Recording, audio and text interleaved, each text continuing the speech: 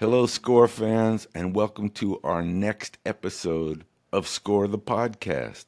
Today, I am absolutely thrilled to have as our guest one of my favorite people and definitely one of my favorite composers, a legend for all the things that he's created, from the video game music for The Last of Us, which has gone around the world, the Academy Award-winning scores for Brokeback and Babel, incredible music with his band Bajo Fondo and his other band Arco Iris. He's a legend. He's a genius. He's a great, great, soulful musician. I'm excited for this episode of Score the Podcast with Gustavo Santaolalla. Gustavo, I don't remember the last time we were together. It was years ago, but I don't remember where. Where was it? Was it at Ghent? Where was it? Oh, it might have been at Ghent, and I think it was at Ghent. And I'm going back to Ghent in October. Will you be there, please? Yes, I will be there. I actually will be performing. Oh, that's the greatest news of all. I'm going to Ghent in, I guess, for the Thursday, Friday, Saturday. Mm-hmm. And I don't know what night is your performance, but I will be there. Oh, okay. I don't know either, but I know that I'm going. That's just the greatest news. That makes me so excited to be there, and we can hang, and we can figure out. Actually, I'm going to be there. I tell you when I'm going to be there between the 17th to the 19th. Great. Then I will. Okay. I'm there. I arrive on the 19th, and I will see you on the 19th. Maybe you're there for a video game music concert. Correct. Exactly. That is one of the reasons I'm going, and one of the reasons we are gathered here today. Though I must admit, I've had a Gustavo festival for the last few weeks, reading everything, watching everything, and it's been really wonderful. It's been beyond wonderful, and for so many reasons I can tell you. But first of all, let me just welcome you and tell our audience we are very, very lucky to have the great Gustavo Santaolalla with us, somebody I've known and loved a lot for many, many, many years. Even before I knew Gustavo, it was a little bit of, who is this making this music? Because there's something truly unique. As many of you know, Gustavo is the composer of so many different kinds of formats. I guess that's the way to say it. Kind of the ideal career of film composer, video game composer, great, incredible music for albums, producing, and as an artist. Really, the career that we would all want to have, he is having for us, which is, I admire, and I also love behind you. I'm now seeing, Gustavo, I was in Buenos Aires maybe 6 months ago, and on the wall behind you was a great Maradona kind of red fist that was graffiti, which we saw. I'm also in your honor. Yes, Iguazu. Which I think is the piece of music that, of course, launched a lot of your work. A lot of things. It was labeled by the president of the Composer Society here in Los Angeles as one of the most hated pieces by composers, because they use it to temp, so many movies, as a temp, and then composers have to follow that, that rule. Oh, that's funny. I particularly don't like to work that way, but it's a piece that has been appreciated by so many people, and it's a very, very special piece for me too. Do you ever hear a film and think, they used Iguazu to tempt this scene, because it's like Iguazu only kind of slightly to the left? No. I think, one of the things about that piece is that it'll fit almost anything. It has something that connects with something deeply human. So it has that kind of like that bitter sweetness of existence, and that's what it is. It has that melancholy of existence. That thing that we all somehow feel, and even when you are. When you're feeling good and when you have this joy, but that thing about somehow being, having been, by our act of being born, being sort of separated, from something, and that thing that is always inside of us, I think that the Iguazu has a little bit of that.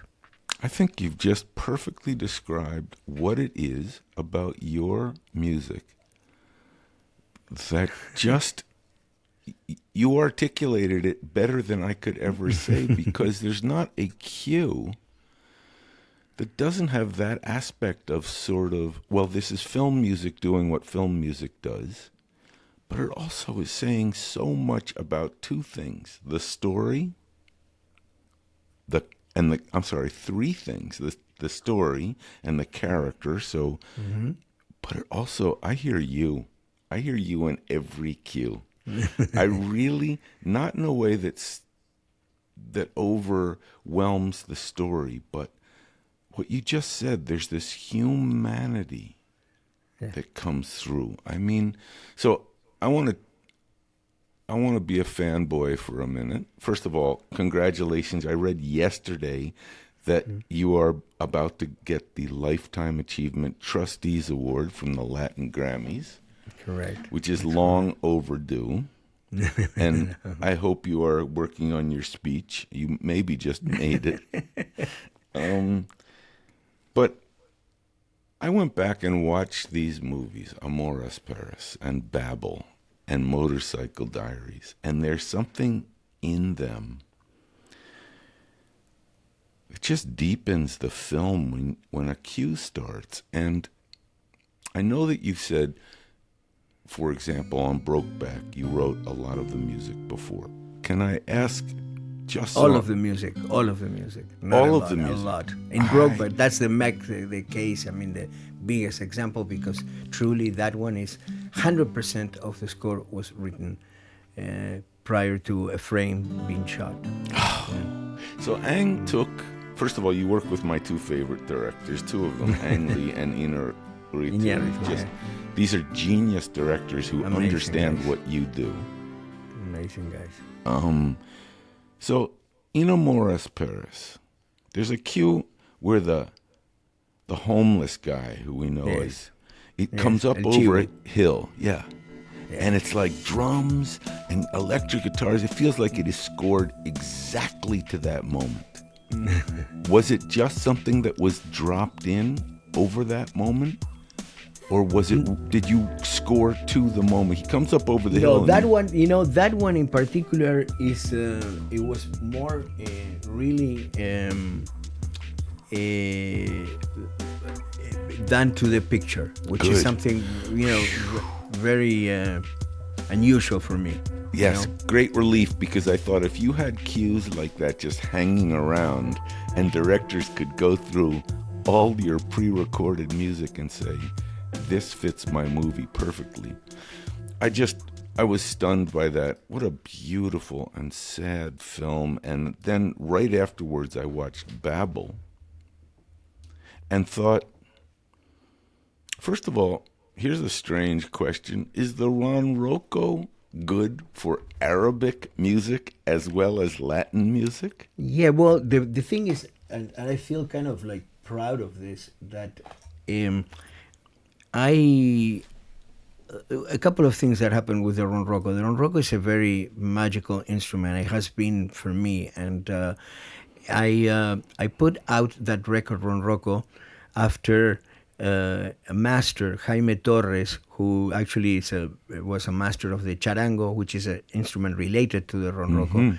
He pushed me to, you have to make a record with this, because he is, he was a kind of like the Ravi Shankar of the charango, right? So it's an old guy master, And I've been recording pieces with charango and with ronroco for many years just for myself. I mean, when I put ronroco out at that album, it contains 13 years of my life. The recordings there, span through a 13-year time frame. And but he said, you because I don't play like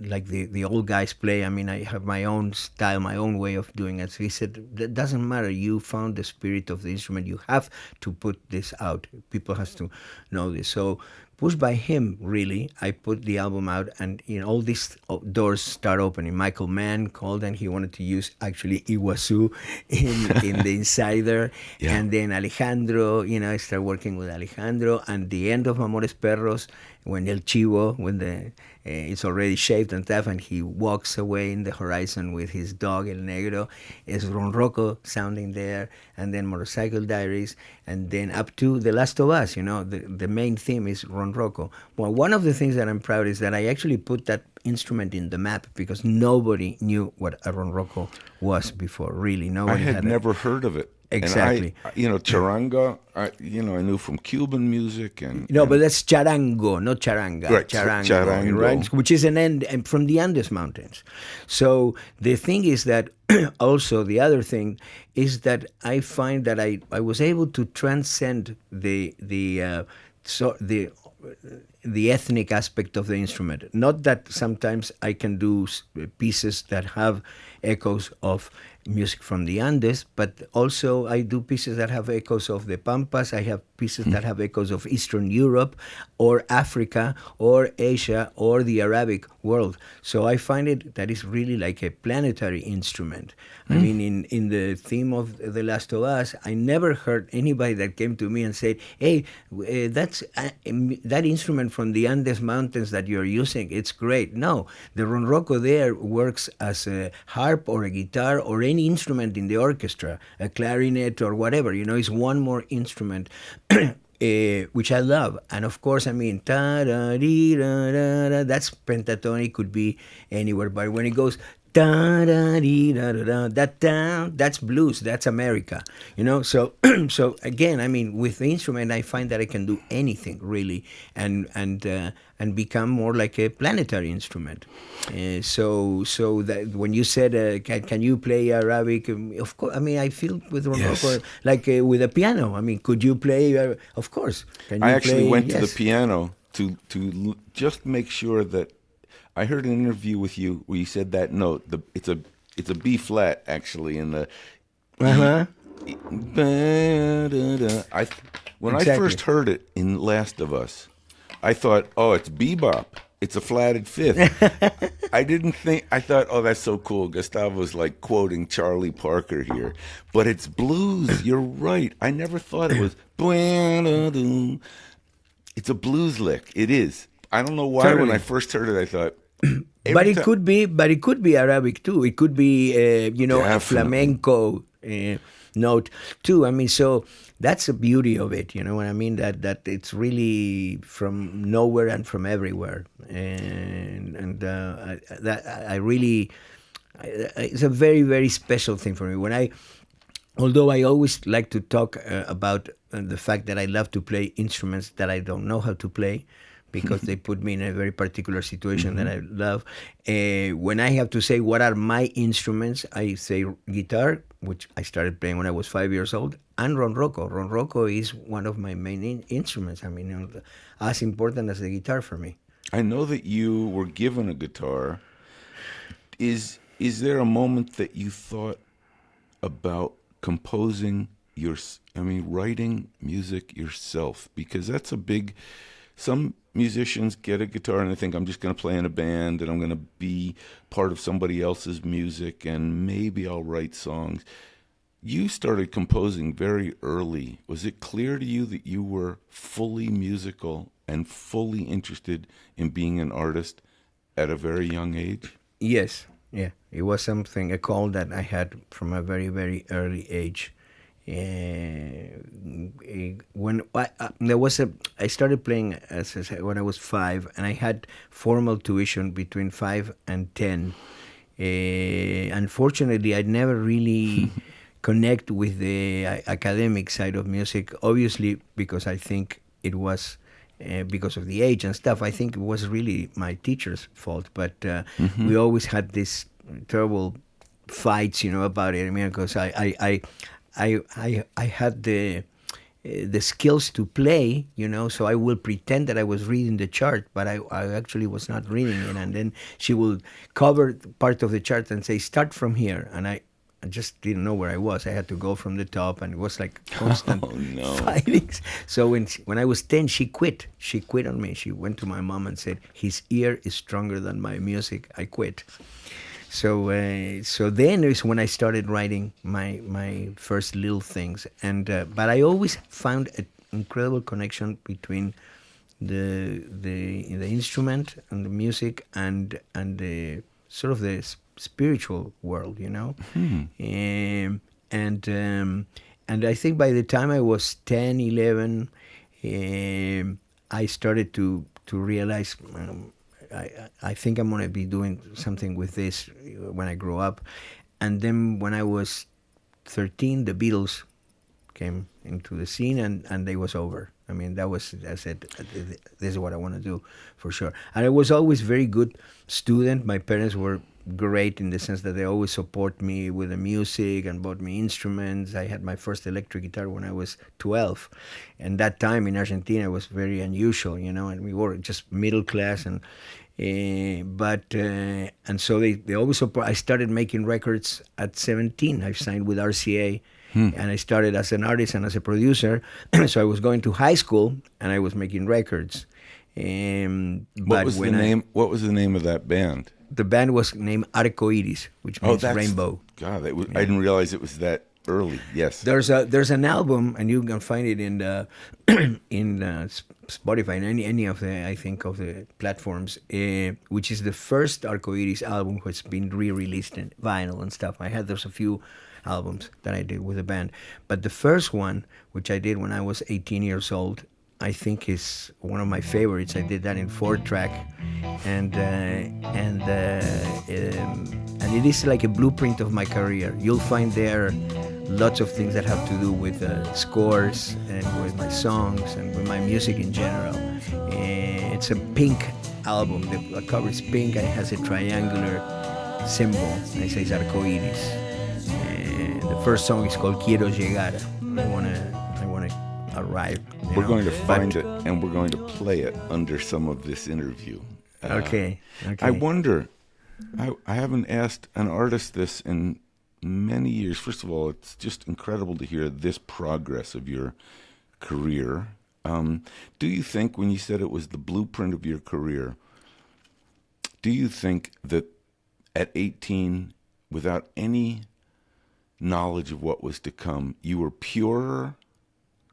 Or do you think that now, with all the knowledge you have more tools to express yourself? If you had to evaluate, for all of us, as a young musician, is that your very best moment? Or is it, as a seasoned musician, you actually can apply everything you've learned? Well, I always, in some of my talks and workshops and stuff, I always talk about the importance of experience, and and what the fruits of experience can give you. And now that I'm a little older, I can say that. But I always say that I strongly believe in the fruits of inexperience, because inexperience allows you to take roads that experience will immediately denied, because already how you this is the way you do this, and then you do it. But then comes a kid that doesn't have no idea and then takes this road. That's why I always love to work with young talent, and so it applies really to this. I mean, at the moment that I started, I didn't have no experience whatsoever, and has produced some incredible stuff.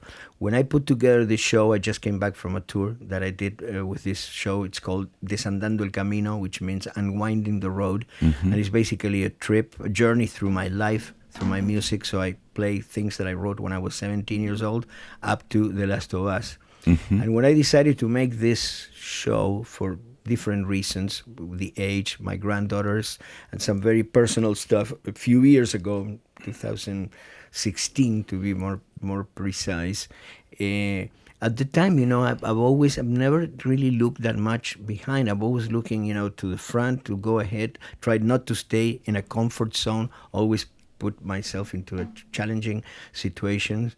And every time that I looked back, there was so much stuff that I didn't. But there was a moment that I had to press pause.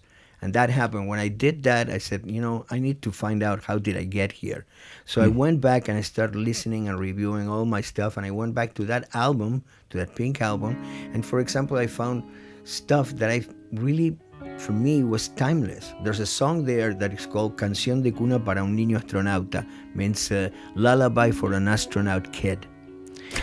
And I still today I can't figure out how did I write that when I was 18 years old. It's so complex, the combination of chords and the whole structure of the piece and stuff. It's really, really something that is timeless, And I've been very interested in this last decade, I would say, in quantum mechanics and all that world, that wonderful world of uncertainty that is the quantic world, and where really past, present, and future are happening at the same time. And I really believe and feel that way many, many times. And I feel that when I'm writing music, when I'm performing it, there's that sense of timeless, and that sense of being a kid and being an old guy at the same time. I think there's some kind of moment of being present when you're in a spotlight on a stage that is hard to replicate in real life. Then you have to be fully concentrating, fully aware of the moment, and it's a very Correct. special place to be because everyone is listening to you at that moment. Tell me, on that tour, is it an ensemble that's around you? Is it Yes, you and solo? it's an ensemble. It's an amazing group it's the same group that I've been working for the last years, and we are all multi-instrumentalists. So we play like around 50 instruments in the show, and it's all about the music. There's no like projections or big. It's all about the music, and it's a really really special show, and I've been. Many people have told me, these people that have seen many shows. So it's you can see. I mean, I challenge people to listening to the show if they can tell. Oh, this one you can tell that he wrote when he was 16, or when he was 20. Or this one you can tell because there is a continuity and a coherence in all the work. That it's part of what also. Confirmed that I had to do this show,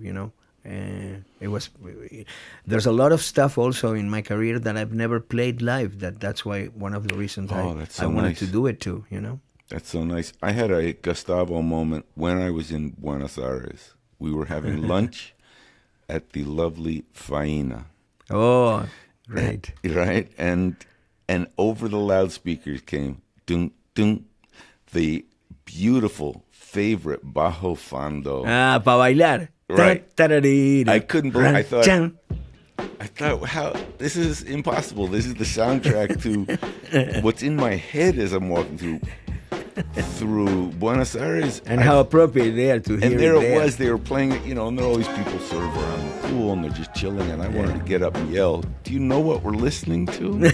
Because somebody had programmed it. I love Bajo Fondo. That's one of my favorite bands. We're working on a new album right now. Oh, that's great. Yeah. And still play around. And when can we expect new Bajo Fondo music? Beginning of the first quarter of next year.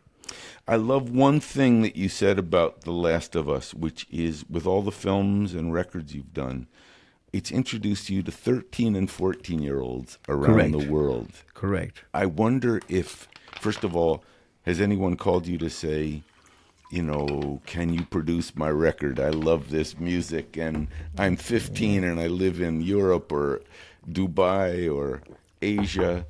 I mean, that game has gone so far. No, incredible.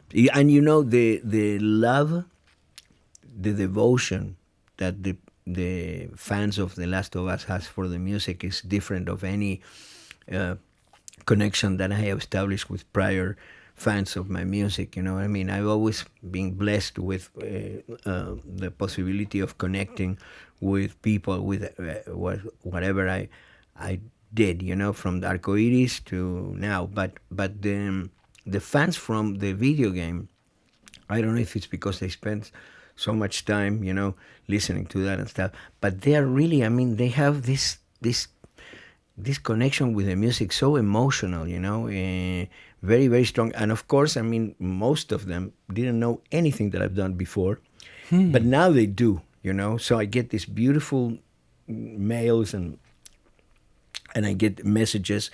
And also I do a lot of meet and greets when I do the tour. So I get a chance to meet with people and, you know, briefly, I mean, connect. And I have lots of people also that come from different places. In this tour I had, you know, a guy that came especially from Syria just from one night to see my show in Paris, you know, and just like that, you know. I have, you know, fans of. I went to Kuwait to do, you know, a presentation at a video game conference. It has allowed me to connect with people around the world, and now that it has turned into a TV series, you know, now the public has expanded too. It was amazing that actually the people from the video game, the gamers, embraced the series, yes. which was something, you know, it's always a challenge when you have something that has been so successful in one media to move it to another one, right? I think in a way, I mean, it's not that me saying this, some other people have said this too, but the fact that we have kept the music, the themes, the sonic fabric of the music of the game for the series, it's been instrumental too.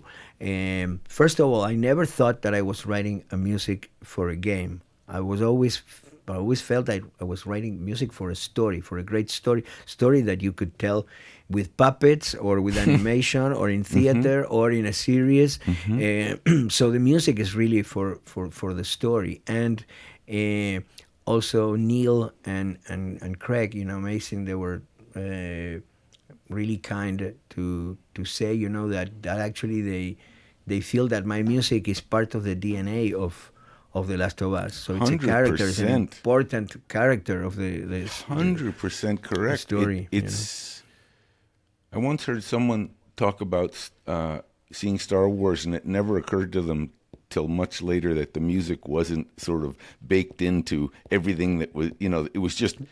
Wait, music is separate from the movie? It's just part of the movie. No, it's attached. No. And I feel that way about Last of Us.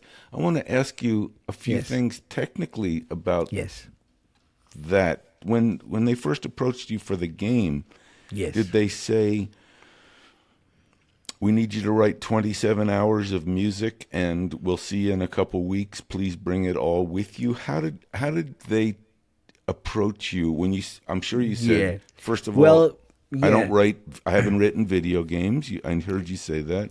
What was that first conversation like? And did they know you were going to write not kind of, you know, drum and bass disco music? Well, I think when Neil approached me, he knew what he was looking for. I mean, he was very, very familiar with my work. He loved Motorcycle Diaries. He loved my work with Iñárritu. You know, I've always felt a connection between Neil and Alejandro in a certain way. You know, he loved the Brokeback, so he knew. Let me tell you a little bit what was my relationship with games in general. I'm a terrible gamer, you know. I can spend an hour hitting a wall trying to move but our son at the time that I started working in The Last of Us was in his mid-teens, and he was a great player. At Oakwood? No, my other son. That's my daughter. That was my daughter. Oh, right. at Oakwood. But Don Juan, that's his name, Don Juan, was really, really, really good. And I always enjoy watching him play. I've always been, as I said, very bad gamer. But for example, in Bajo Fondo, when we went on tour and stuff, all the guys, they always play FIFA, World Cup, stuff. And I enjoy watching them play just like if I was watching a soccer match, on TV. But with Don Juan, I mean, with my son, I always loved to watch him play, and I always thought, boy, if someday somebody connects in a more deeper level, in an emotional level with a gamer, this is going to be a huge change in this. Aside of the combat and survival and all that stuff and the fighting, if somebody goes beyond this, just physical and gymnastic stuff, and goes into deeper emotional thing, this is going to be a revolution, So when after the two Oscars, I was approached by different companies, and some big companies and with some, big offers. And I always say that part of my success is not only the things that I've done, but the things that I have said no to, So I had to say no because I knew what I wanted to do, and this was more of the same. It was, again, could be a great game, but it was just, more just combat and fighting and that stuff. Finally, I met Neil, and when Neil told me the story of The Last of Us, and also he told me that it was in his plans to actually do that, to connect with the gamers in a more deep level, I said, this is it. And then when we got the confirmation of that, learning that people were crying playing the game, and there's a couple of spots where people cry, just like in the movies, that's that moment in particular. Then it was a confirmation that this connection was happening, and so it's in that environment also that these gamers connect with the music, and the music plays such an important role in the game because of this emotional content, and the way they approach me and the way they connect with the music is really something else. And now they open themselves, and now they know that I sing, they know that I did movies, and you're in the game. You're a star of the game. There's a Gustavo character. There is a Gustavo there playing the banjo in a corner, and he's an avatar, and yeah, they're gonna put that in the series, in a movie. Gustavo presents The Last of Us. But when Neil approached you, did he say here, or did he have part of his team say, here's the technical requirements, we need you to just send us themes and we'll make them work, you play the music and we'll make it work, or you're gonna score these various beats? How did they tell you what they needed, because it was your first game? And what honest, did you need to do? To be honest, they didn't tell me more than just the story. I mean, one of the things that was really organic, and so also when it turned into the series, is that the way I worked in films, is not the way usually composers work on films. I mean, usually composers come at the very end when there's a rough cut, and that was already scored with temp music. Some might belong to the composer, but a lot might not. And then the composer is trying to chasing the temp, and trying to make something that is like that, but not really a copy. So for me, I mean, I've never worked like that, and I always like to work from the script, from the story, from my connection with the characters, and from conversations with the director. So in this case, with a video game, it has to be like that, because you only see the render images at the very end of the road. Right. I mean, at the the best you can see a drawing of the character, but that's it. You are really working on the basis of the story and the characters. And no, I didn't get any guidelines. I actually talked. I mean, they told me the story, and Neil told me the story and everything, and I just got to work. And the first thing that came up was the theme. Why did I pick up the ronroco? Why I can tell you. I mean, this is very instinct, that I have, that, and I remember I woke up morning, went for the ronroco, and I knew that was the theme was there, and it came like that. Boom! It's one of those. Sometimes, it takes more time to work and to connect. Sometimes it's just happened, and was one that just happened. But you're right that in some ways, without knowing it's a ronroco, it could be a Western, Yeah. Americana instrument as much as it Correct. could be used. Mandolin, It's magical in that way. It really is magical.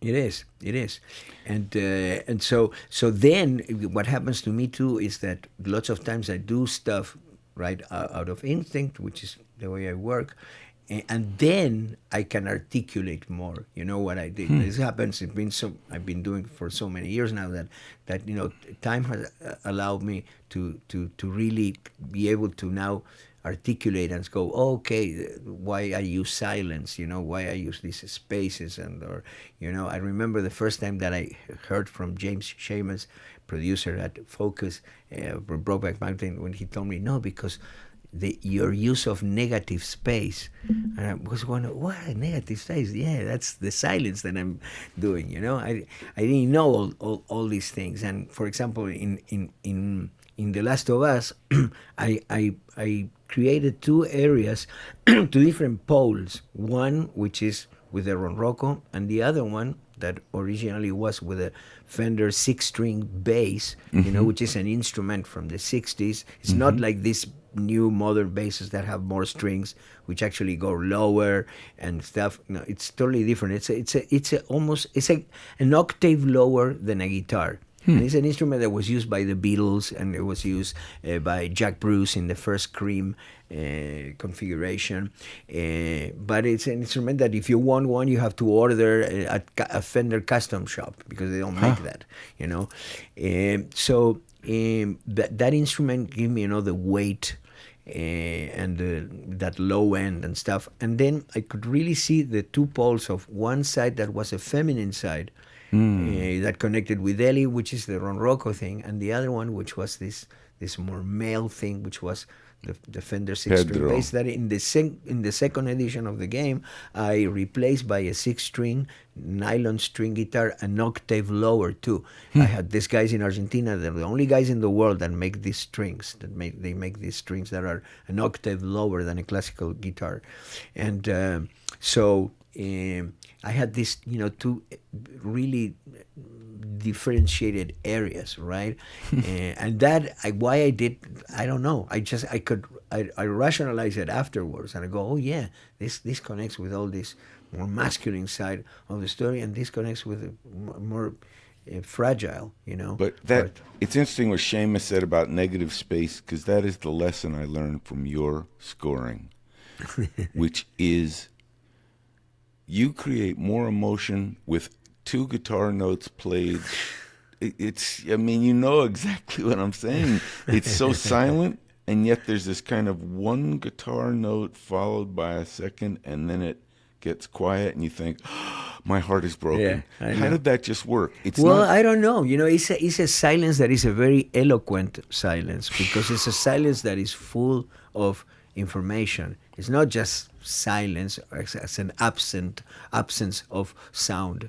No, it's a silence that sometimes can be louder than a note, and sadder, and it just creates that longing, that connection, that sort of expectation for that next note to happen, and obviously it's like jumping into a void, Yeah. It's like when you there's this Zen thing, it's when you get to the highest point of a tree, and a point, and you get there, where do you go from there? I mean, you step into the void, Do you think that some of your artistic orientation is specifically Argentinian? Is there something in Argentinian Absolutely. poetry and music and art that is this kind of soulful, slightly melancholy silence? Absolutely. Well, I think there's a few things. I mean,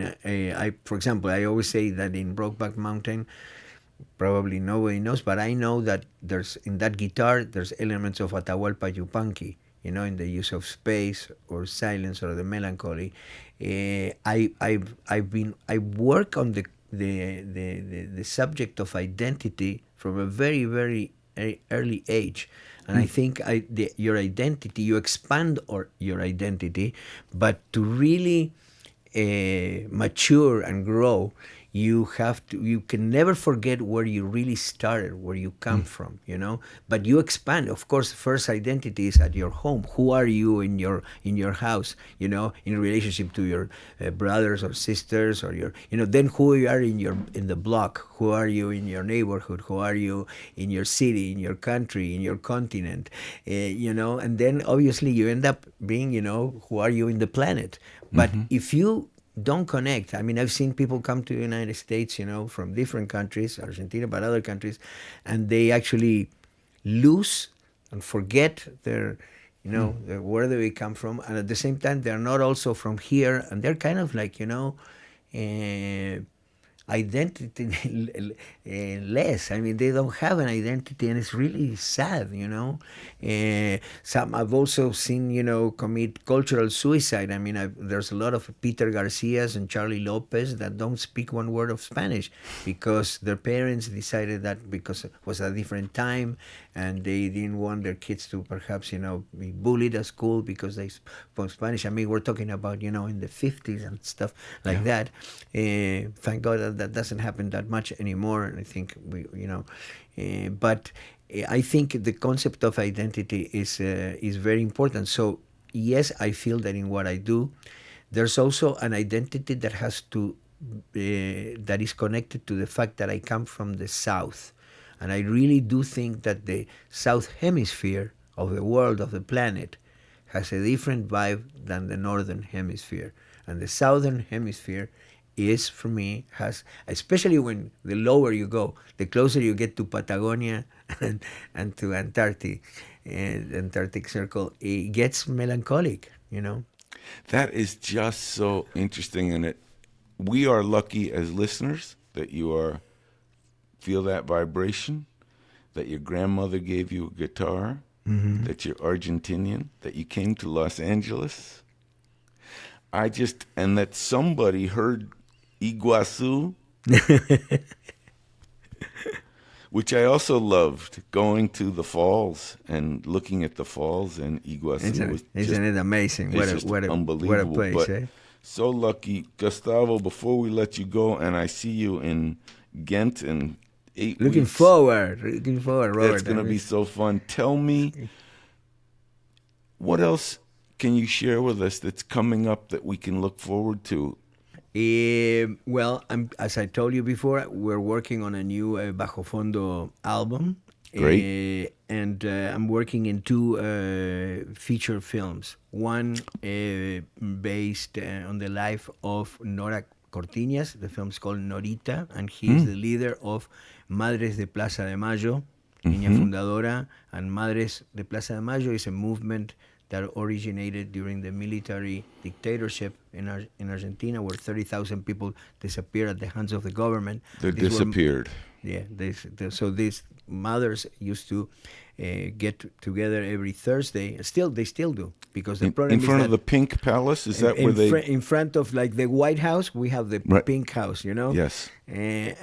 So they went around with pictures of their kids and white handkerchiefs, and they still do, because unfortunately the militaries never actually gave the places where bodies could be found. I mean, there have been found places, but there's thousands of people that have disappeared, and also kids, because lots of these women that were taken were pregnant. Or got pregnant there, and the babies were taken. So I'm also working with abuelas de Plaza de Mayo, with grandmothers of Plaza de Mayo, with Estela Carlotto, who's the leader of them. So this movie is fantastic, because these people, it's unbelievable how they have transmute this just unbelievable pain into a love for life joy for life that is just unbelievable, you know. So this film is called Norita. I'm doing, you know, I'm in charge of the music, but also I'm one of the producers of the movie. Fabulous. And also I'm doing the first feature film by Rodrigo Prieto. Rodrigo Prieto, I met Rodrigo as a director of photography for Yes. the Iñárritu films. You know, he did Amores Perros and Babel. Absolutely. And He's 21 Grams. Right. Then he did Brokeback Mountain. He was director of photography for Ang Lee too, you know. And then for the last 10 years, I believe he's been the director of photography for Martin Scorsese. So now this is his first film as a director, and is based on this iconic book from Mexican culture called Pedro Páramo, that was written by this writer Juan Rulfo. And this book supposedly is the book that kickstart or, you know, pushed Garcia Marquez to write 100 Years of Solitude. amazing. You know? So it's a classic, and this is Rodrigo's first feature, and so I'm love to be working with him. He's a dear friend and also extremely talented man. So working on that, and also around this time of the year, beginning of next year, is the 25th anniversary of the release of Ronroco, of the album. So we're planning a series of events related to the celebration of that. For once, Nonsuch is going to be releasing a vinyl version of the album. Beautiful. I'm going to put together a concert, because that record was never played live, you know. So I play a few things in my concert, but Yeah. I haven't done like a Ronroco concert, you know. So I'm planning to do Where that. can we go and hear that concert? I must go. Will it be in L.A.? Hopefully it'll be in several places and cities. I may have to go around. You know, you remind me when you say you're going to play the whole record. There's certain, if you go to New York every year, Steely Dan will they literally have somebody come out in a spotlight and drop a needle on a great Steely Dan record. Wow. And like it's going to play it, and then the band starts and plays the whole record start It's to amazing, finish. amazing. I don't know if I'm going to play the whole record, because also there's another record that follow called Camino, and I might do a combination of both. Yes. But I will do a concert with that aesthetic, just the whole concert, you know, which I've never done before. I also planning to release a signature model of Ronroco. Oh, A Rocco that I've been working with a luthier, you know, for now, yes. for a year, and also signature strings for the instrument. I'm also be working on a fragrance, because I'm always very interested in smells. Yes. And I have this colleague from Argentina that is actually has a company called Fuegia, that has places, stores in Buenos Aires, in Milan, in London, and in Tokyo. And he not only, I mean, works with lots of herbs and elements and things from Argentina, from Patagonia, from Litoral, from different places, but also he's been working with, you know, molecules and stuff, and has done a couple of projects, private projects. One was he developed a fragrance of a Stradivarius violin, you know, Stradivari violin. That's great. You know, using the molecules of the instrument. And he did one with a Leonard Cohen's guitar. You know, Leonard Cohen wrote a poem about his Conde guitar. It's a Spanish guitar. So they took the Conde guitar and sort of, you know, took molecules of the instrument and stuff and created a fragrance. I need it.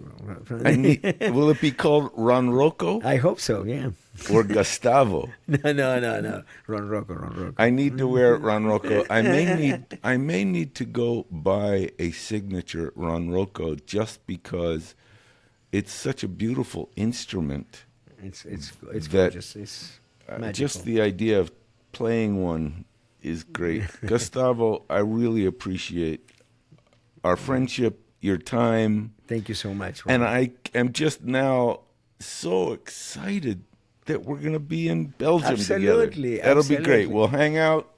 I'll hear you play. I'll stand up and cheer. Fantastic. Let me ask you something, Robert. Shoot. Did you go in Ghent to this place, this little sort of dive place that where they sell Ginebra, and is the old guy with a beard, Paul? It's. I think everybody goes. It's famous. So let's go there and have a drink together, okay? After the show, Absolutely. we will celebrate. Promised. Oh, that's great.